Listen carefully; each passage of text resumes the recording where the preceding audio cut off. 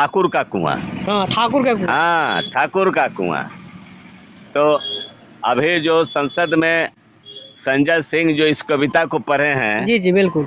कि भूख है रोटी का, रोटी बाजरे का, खेत है जमींदार का, ठाकुर का, कि पूरे देश में जातीय जनगणना हो और जिसकी जितनी भागीदारी उसकी उतनी हिस्सेदारी हर हालत में मिले, तभी देश। बात की तो बिहार में ठाकुर तो दो ही लोग हुए, पहला भिखारी ठाकुर और दूसरा जो ये वो ठाकुर लोग जो दाढ़ी हजामत बनाते हैं, तीसरा कौन यहाँ पर ठाकुर आ गया बिहार में? सांसद में आवाज उठाए, उनके कविता पढ़ने से वो एक ठाकुर है यहाँ पर। में 90 शोषित है तो 90 शोषित आज भी है।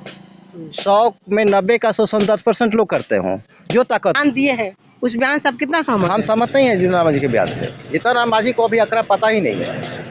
जब झारखंड बचा, उड़ीसा बचा, तो यादव बहुल इलाका था वो हमारे बिहार में बच गया।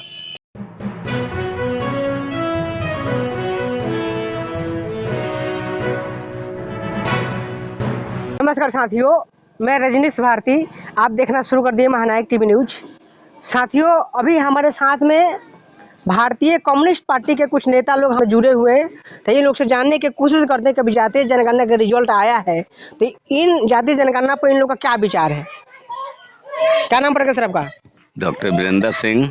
सर, अभी जातीय जनगणना का रिजल्ट आया है, इसको आप लोग किस प्रकार से देख रहे हैं? सबसे पहले मैं रजनीश जी आपको धन्यवाद देना चाहता हूँ कि आप इस गंभीर मुद्दा पर, जातीय जो जनगणना हुआ है, हमारी विचार को जानने के लिए आए हैं। सबसे पहले मैं आपको बता दूं कि मैं सीपीआई भारतीय कम्युनिस्ट पार्टी का मेंबर हूं और 42 साल से कम्युनिस्ट पार्टी का झंडा ढोता हूं, कम्युनिस्ट पार्टी के विचारों को फॉलो करता हूं। जनगणना का रिजल्ट आया है, इस पर आप क्या कहना चाहिएगा? जो जातीय गणना जो हुई है, सरकार ने जो कराया है, इसका हम समर्थन करते हैं। और ये जो जातीय जनगणना जो भागीदारी की बात है, जिसको जगदेव बाबू बिहार के जाने माने नेता जो शहीद हो गए इन अधिकारों की लड़ाई के लिए कि 100 में 90 भाग हमारा है और जिसकी जितनी भागीदारी उसकी उतनी हिस्सेदारी, उसकी उतनी हिस्सेदारी की मांग हम लोग करते हैं और वो मिलना चाहिए। इसकी लड़ाई सीपीआई जो है बहुत पहले से शुरू से लड़ते आई है और आज भी हम लोग लड़ रहे हैं, आगे भी जातीय लड़ेंगे। जनगणना यही आदित्यनाथ जी भी विरोध कर रहे थे, माननीय प्रधानमंत्री जी भी तो बात बोल रहे हैं कि जातीय जनगणना कराकर बिहार में लोग जातिवाद फैलाने की कोशिश कर रहा है।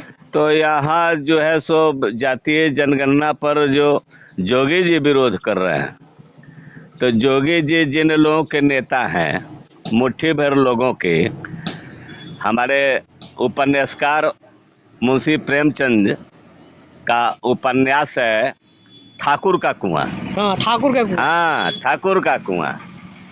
तो अभी जो संसद में संजय सिंह जो इस कविता को पढ़े हैं जी जी बिल्कुल, कि भूख है रोटी का, रोटी बाजरे का, खेत है जमींदार का, ठाकुर का। जी। तो देश में चाहे वो जिस भी जाति का लोग रहा हो, जो जमींदार रहा है, सामंत रहा है, उसका ठकुराई चलते रहा है और कमज़ोर लोगों को सताते रहा है, लूटते रहा है, हमेशा उनको रौंदते रहा है। तो वे लोग जो अभी जो सत्ता में पहुँचे हुए हैं, तो वो तो इसका विरोध करेंगे। ठाकुर यहाँ पर एक हजाम को भी ठाकुर बोला जाता है। यहाँ ठाकुराई जब देश का, भारत का संविधान जब लागू हुआ, भारत का संविधान जब जमींदारी प्रथा को खत्म किया, समाप्त किया, तो ठाकुर तो समाप्त हो गए। लेकिन यह जातीय कुछ दम्भ है, जो दम लेकर के दम्भ पाले हुए है कि हम ठाकुर हैं आज भी, जो उसका भ्रम है और उसी भ्रम में बाकी लोगों का जो शोषण करने का मंसूबा बनाए हुए है, वो चलने वाला नहीं है। इस देश के, पूरे देश में जातीय जनगणना हो और जिसकी जितनी भागीदारी उसकी उतनी हिस्सेदारी हर हालत में मिले, तभी देश में समानता, तभी देश में बराबरी का हक मिलेगा। ठाकुर पर बात किए तो बिहार में ठाकुर तो दो ही लोग हुए, पहला भिखारी ठाकुर और दूसरा जो ये वो ठाकुर लोग जो दाढ़ी हजामत बनाते हैं, तीसरा कौन यहाँ पर ठाकुर आ गया बिहार में? ना दाढ़ी बनाने वाले खाली ठाकुर तो ये कर्पूरी ठाकुर हैं, भिखारी ठाकुर हैं, जो भोजपुरी साहित्य के जी दुनिया के महारत हासिल किए हुए हैं। और कर्पूरी ठाकुर जी जो बिहार के मुख्यमंत्री भी रहे हैं, और वो जो है गरीबों, दलितों, शोषितों की लड़ाई लड़ते रहे हैं। उनका हक मिले, चाहे वो जिस जाति का हो, गरीब है, दलित है, शोषित है, तो उसको हक मिले, इसकी लड़ाई लड़ते रहे हैं ठाकुर। आज के वो ठाकुर नहीं जो शोषण का बढ़ावा देते हो, लूट का बढ़ावा देते हो, जातीय दंभ भर के चलते हो, वैसे ठाकुर की। संजय जी जिस प्रकार से सांसद में आवाज उठाए, उनके कविता पढ़ने से वो एक ठाकुर है यहाँ पर, वो बेओ ठाकुर बोले कि हम वहाँ पर रहते तो आँख लगा के उनका जीभ खींच लेते। वो जो संजय सिंह संसद में जो कविता पढ़े, जो ठाकुर की बात कहे, वो किसी जात की बात नहीं कहे, नहीं, हमारे आपके मन में जो ठकुराई है, चाहे वो जिस जात का हो, सब दम भरता है कि हम फलानवा जात से, हम फलानवा कुड़ी से हम बड़ा हैं। हर जात में है, चाहे वो राजपूत हो, चाहे ब्राह्मण हो, चाहे कोयरी हो, चाहे डोम हो, चाहे हलखोर हो, चाहे दुसाध हो, चाहे जिस जाति के लोग हैं, सब में बड़े छट्टे लोग हैं, उसकी कुड़ियाँ बटी हुई है। और वो जो है उसी जात के आधार पर, उसी बड़े छोटे के आधार पर जो कमजोर लोग हैं हर जात में, वो शोषण करता है, शोषण करता है। और सारे मजबूत लोग इकट्ठा हो करके गरीब लोगों का शोषण करने में महारत हासिल किए हुए हैं। वो चाह रहा है कि मेरा ये शोषण परमानेंट चलता रहे, तो ऐसा अब नहीं होने वाला है। बिहार की और देश की जनता जो आंकड़े आए हैं, अब तो खुल्लम खुल्ला दर्पण की तरह सामने आ गया है, उसका हम सरकार से मांग करते हैं। जिस प्रकार से एक नंबर पर यहाँ पर यादव समाज के लोग आए हुए हैं, दूसरा नंबर पर पासवान समाज के लोग आए हुए हैं, तीसरा नंबर पर जो रविदास समाज के लोग आए हुए हैं, चौथा नंबर पर जो कुशवाहा समाज के लोग आए हुए हैं। ऐसे कैसे मतलब काफी, लेकिन जो लोग यहाँ पर कहने की जो कम लोग है, लेकिन यहाँ पर लोग शासन कर रहा है, क्या कहिएगा? शासन कर रहा है वो उसी के लिए जातीय जनगणना हुआ है। तो कहने के जिस प्रकार से जातीय आंकड़ा है, आरक्षण में बढ़ना चाहिए। बिल्कुल आरक्षण बढ़ना चाहिए, बिल्कुल आरक्षण बढ़ना चाहिए। जिसका जितना हो उसको हिस्सेदारी मिलनी ही चाहिए, उसकी भागीदारी उतनी होनी ही चाहिए, तभी समानता की बात होगी। और लोग भी है, और लोग से भी जानने की कोशिश करते हैं। क्या नाम पड़ेगा सर आपका? हरिवल्लभ सिंह, मैं CPI का प्रखंड सेक्रेटरी हूँ, बनियापुर प्रखंड। अच्छा। तो अभी सर जातीय जनगणना के जो रिजल्ट आया है, उस रिजल्ट से सारे लोगों के अंदर में खलबली सा मचा हुआ है। जो बीजेपी के लोग हैं, जो मनुवादी विचारधारा के लोग हैं, क्या कहिएगा आप? जो भी ताकतवर है समाज के बीच में, किसी जाति और धर्म के लोग हों, उसको ये बेचैनी बढ़ी है था जगदेव बाबू का कि 100 में 90 शोषित है, तो 90 शोषित आज भी है। 100 में 90 का शोषण 10% लोग करते हों, जो ताकतवर हो, तो जो शोषण के खिलाफ आवाज़ लगाता हो, जो शोषित वर्ग है, उसका हम लोग हमेशा उसका समर्थन करते हैं कि वो शोषण करने वाले लोग हटें और शोषित आगे बढ़े।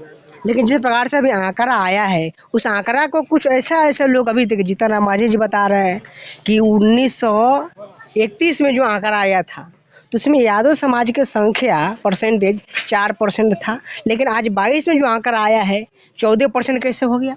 अब ये तो आंकड़ा तो सरकार के ना कर्मी किए हैं ना।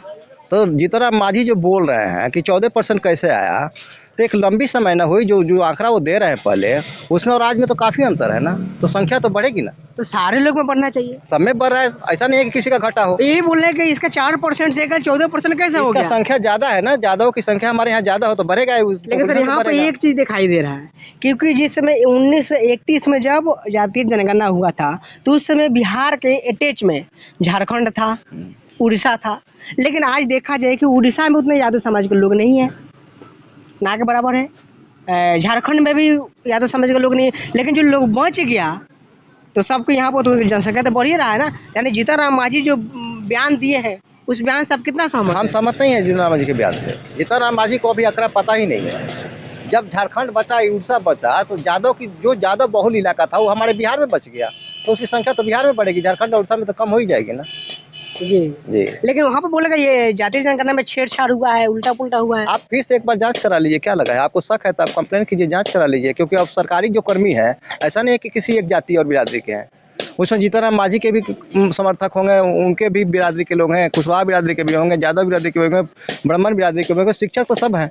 कुशवाहा समाज के लोग 4 नंबर पर आ गए कैसे?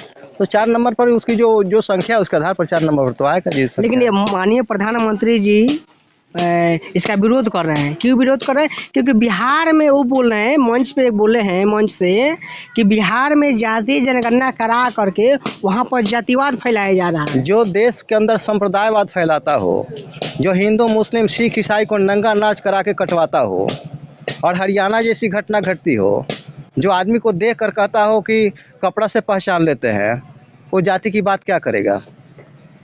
हमारी जातियां जो पिछड़ी जातियां हैं, जिसके पास ना ज़मीन है, 5 डिसमिल ज़मीन नहीं है उसको घर बनाने के लिए, रहने के लिए बदन पर पहनने के लिए कपड़े नहीं है, खाने के लिए संतुलित आहार नहीं मिलता, और वो आज वो हाशिए पर है।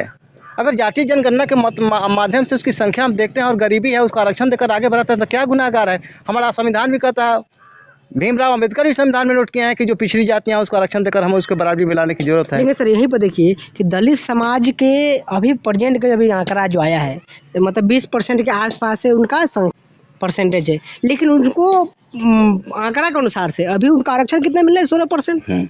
तो इसे ना हम लोग कह रहे हैं कि जिसकी अभी आपसे बातचीत हुई, हमारी जितनी हिस्से भागीदारी है उतनी हमारी हिस्सेदारी होनी चाहिए, और ये जातीय जनगणना के आधार पर जिसकी जितनी संख्या है, जब तक उसके 20 से लीडर सत्ता में नहीं जाएंगे तब तक उस वर्ग का कल्याण होने वाला नहीं है। तो जातीय जनगणना पूरा देश में होना चाहिए, पूरे देश के अंदर होना चाहिए, हर कोने कोने में होना चाहिए। ये बीजेपी वाले नहीं चाह रहे हैं ना कि दलित पिछड़े जो कमजोर वर्ग के लोग हैं वो आगे जाए, इसलिए हम तो समर्थन करते हैं कि पूरे देश के अंदर जातीय जनगणना होना चाहिए। मैंने जातीय जनगणना पर मैंने बात विचार किया, पूरा बातें में आप लोग का क्या राय है, क्या प्रतिक्रिया है, अपना प्रतिक्रिया बताइए।